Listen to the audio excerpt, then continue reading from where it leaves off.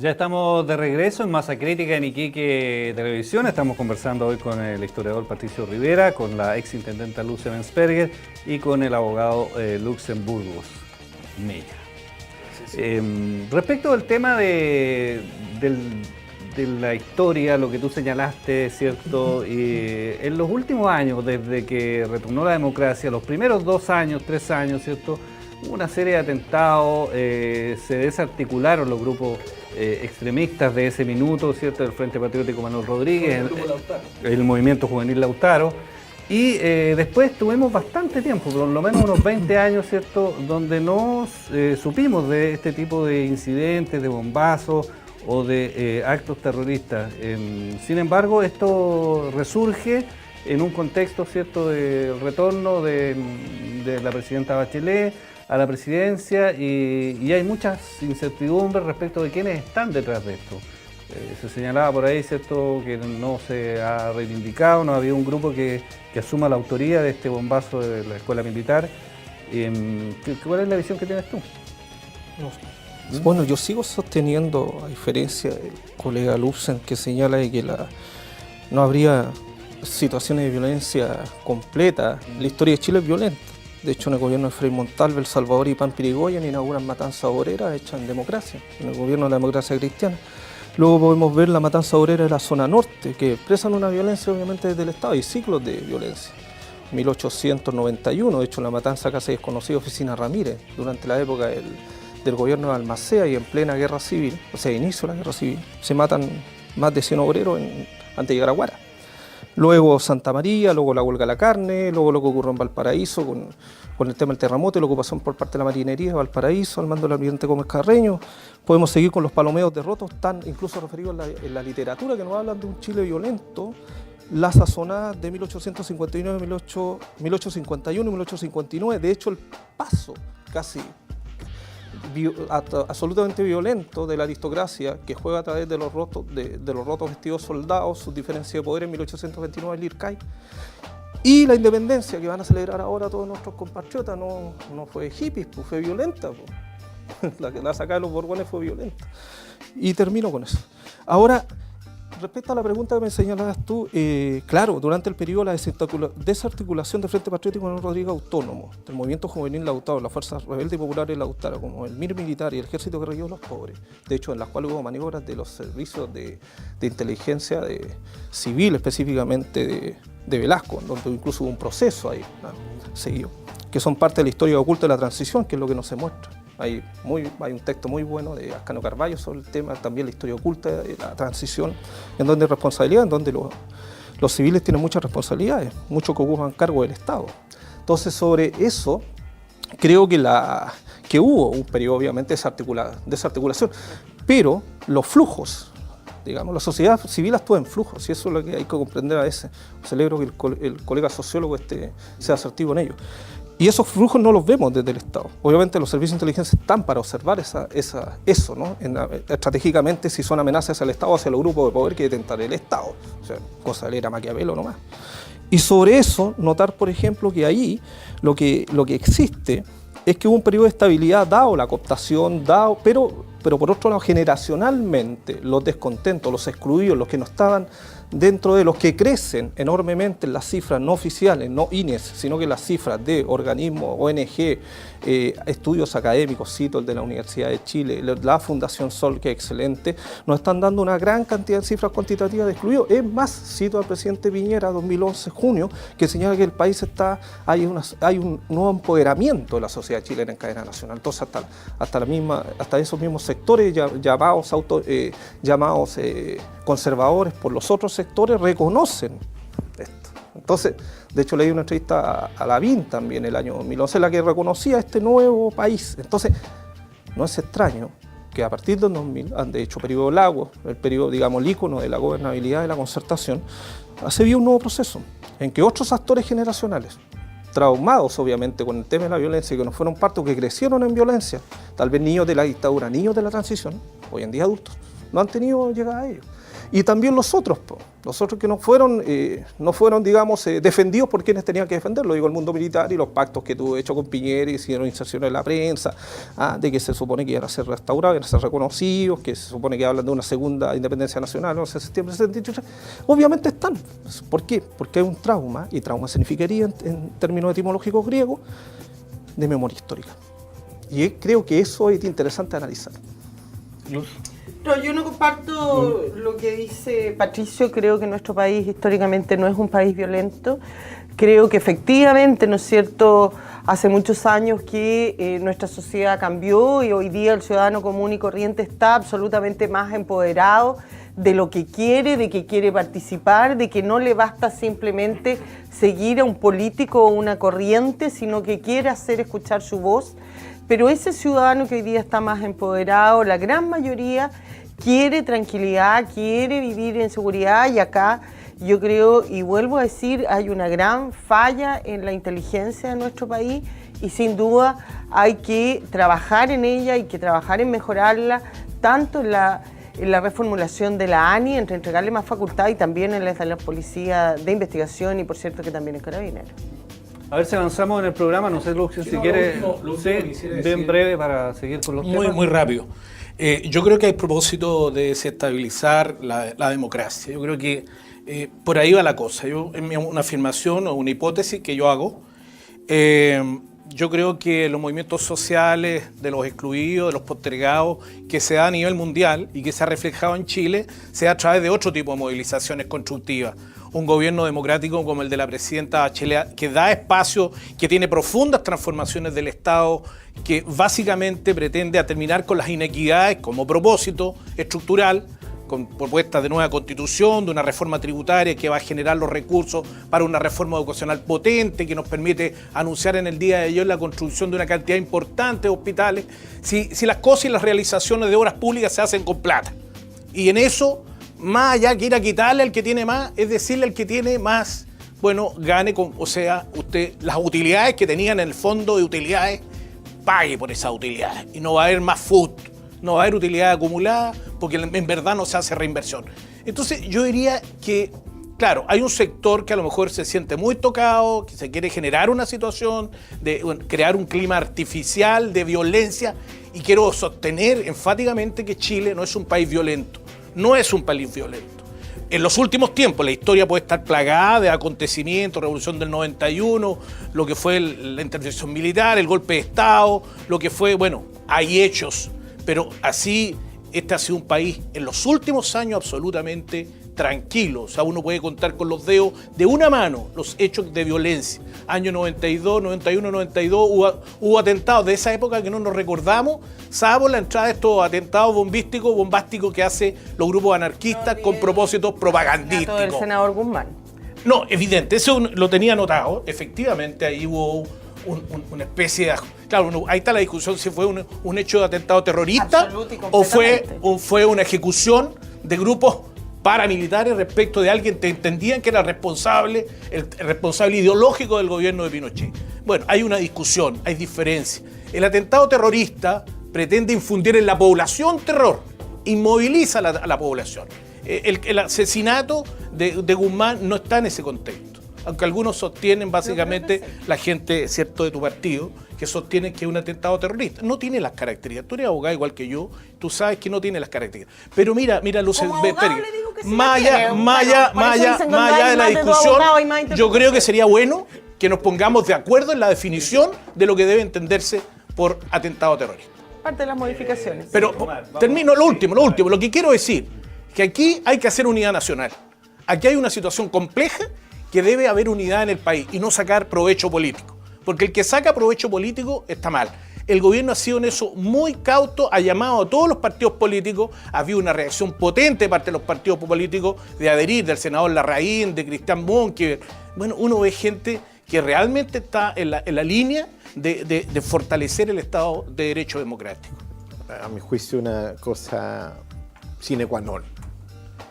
En todas las sociedades existe el conflicto social.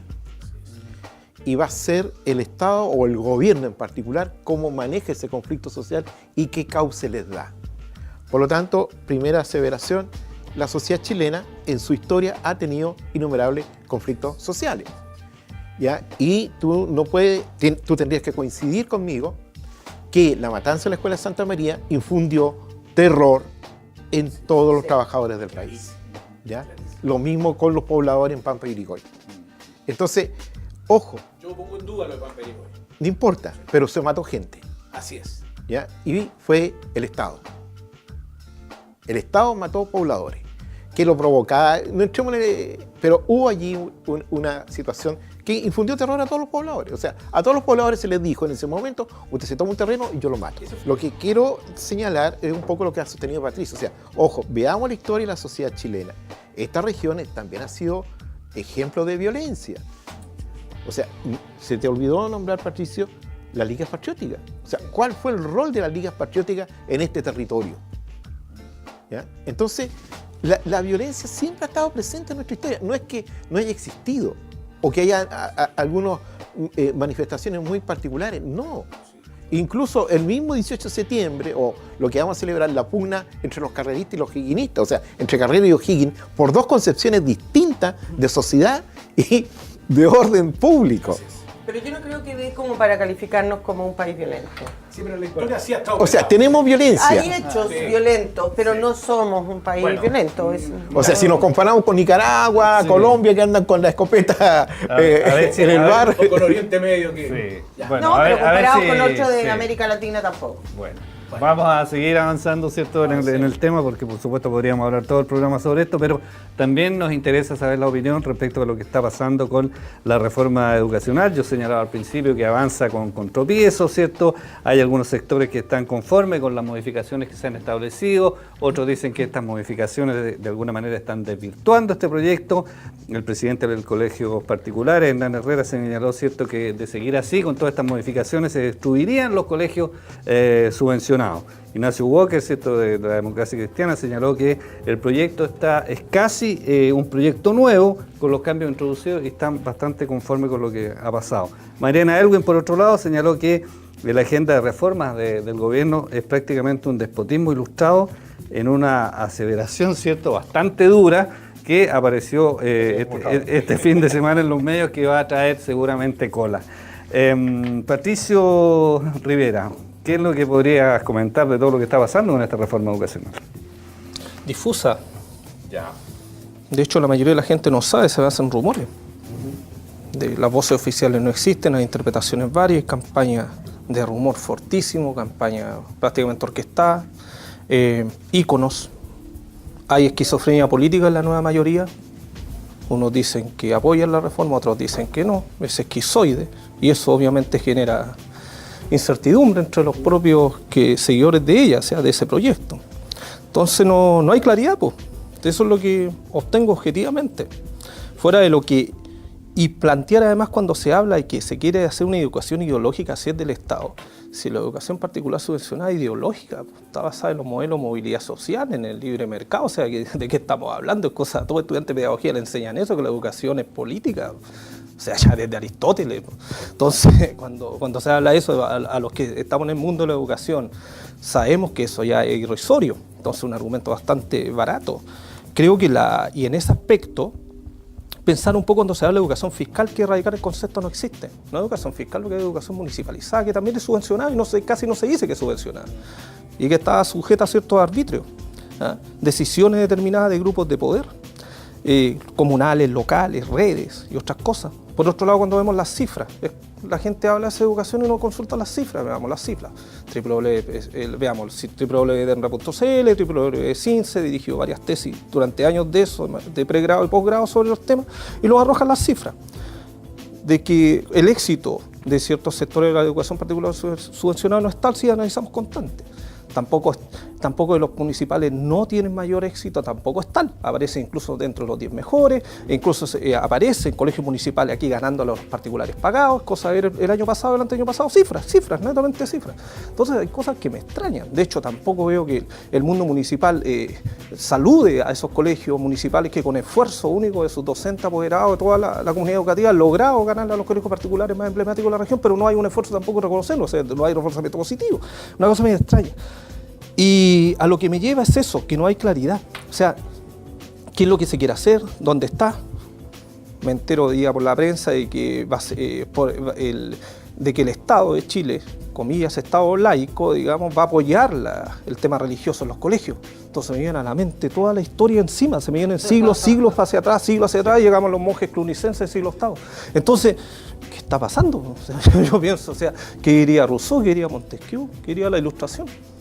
Bueno, nos vamos tan lejos. ¿Qué diría la nueva Pereira? A ver, yo creo que aquí en la reforma educacional, ¿no es cierto? Primero que nada hay que dejar claro que yo creo que hay un consenso generalizado en que tenemos que hacer una reforma, que la educación en nuestro país por años ha venido en decadencia y que hoy día es urgente una reforma. Creo que el gran problema es que los proyectos iniciales que se llevaron por el gobierno de la presidenta Bachelet al Congreso fueron más títulos que contenido por una ansia un poco, diría yo, inmanejada de cumplir con un programa a rajatabla. Creo que es importante hacer la reforma, pero con mayor razón por la importancia que eso significa, porque sin duda que la mayor movilidad social la va a producir la educación, ¿no es cierto?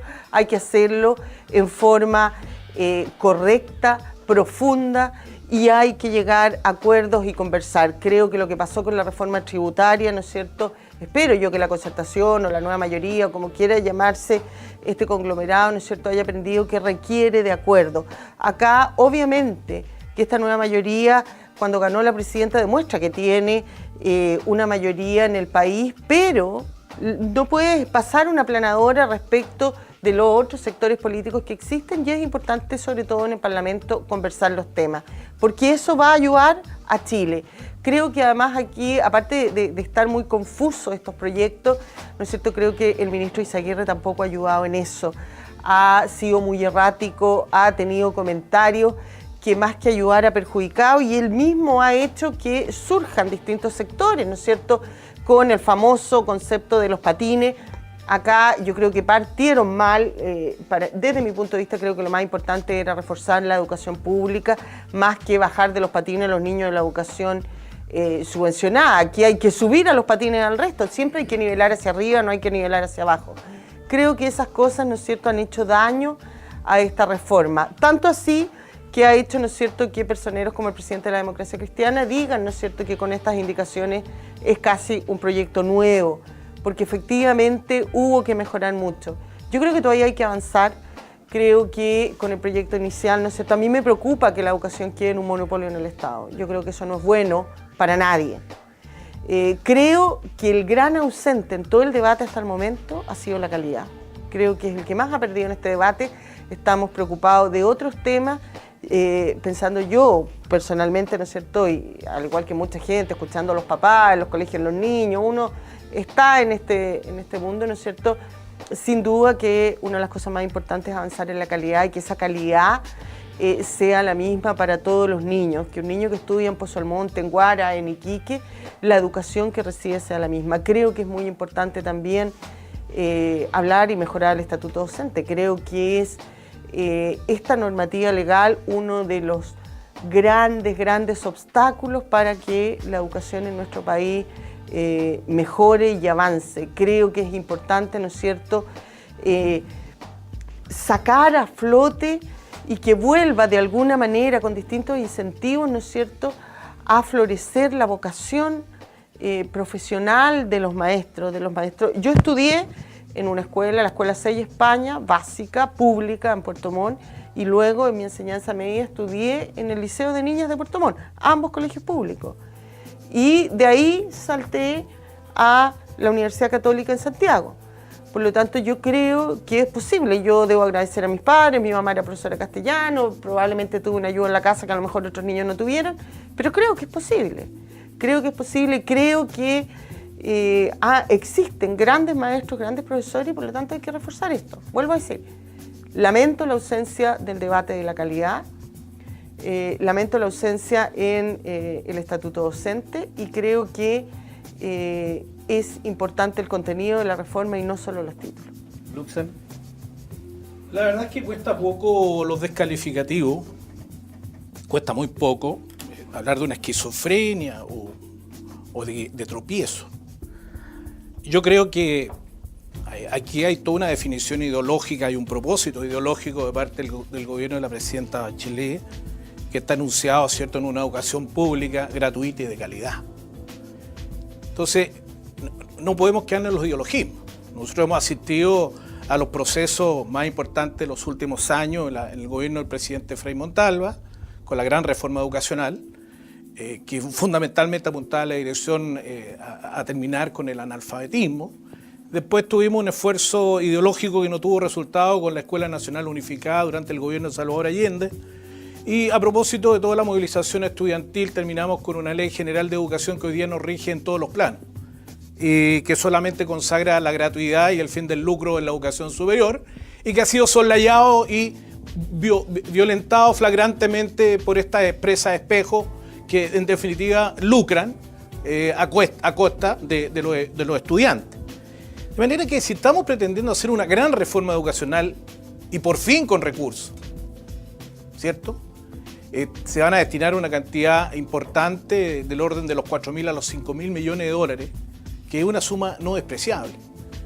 Y a algunos les ha permitido también hablar de compra de estructura. Pero lo importante es que en el análisis, en la discusión, converjan todos los sectores.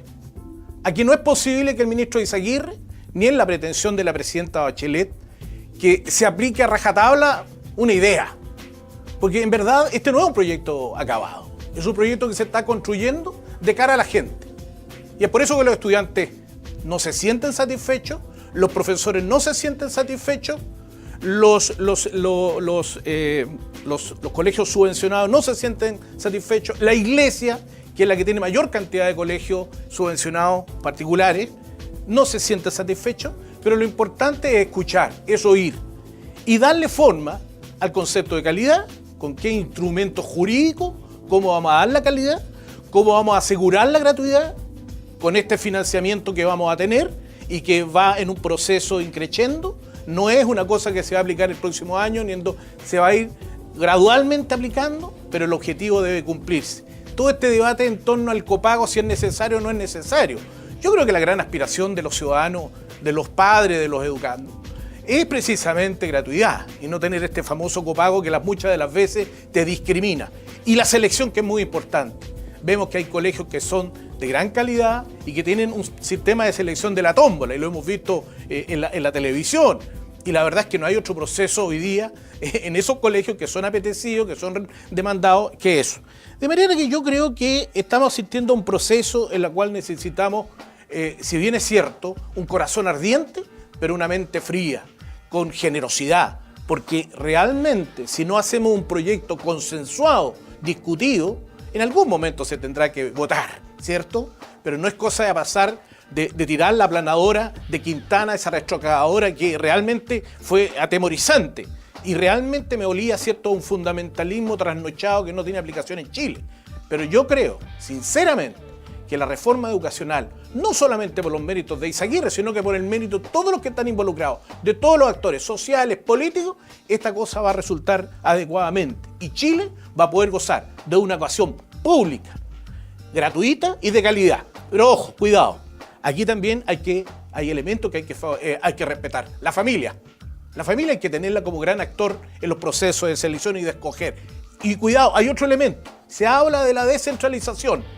Y resulta que estamos dejando de lado las municipalidades. Estamos desmunicipalizando colegios. Cuidado, porque hay comisiones de la descentralización y la descentralización habla que hay que fortalecer los municipios.